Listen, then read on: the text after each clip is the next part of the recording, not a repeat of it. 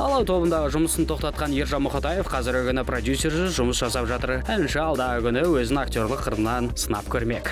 Кино саласында да өзімді сынайын деп жатырмын. Арнайы бір белгілі оны айтуға болмайды негізі, бірақ дайындалып жатыр. Дегенмен Ержан жеке шығармашылық жұмысын да шеттеткен жоқ. Шынымды айтсам, ол жұмыс бір ай бұрын басталды.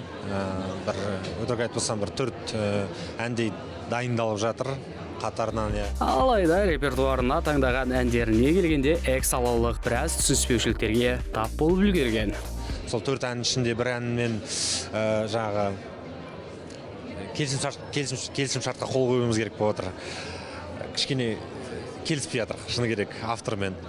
Дегенмен өте әдемі ән.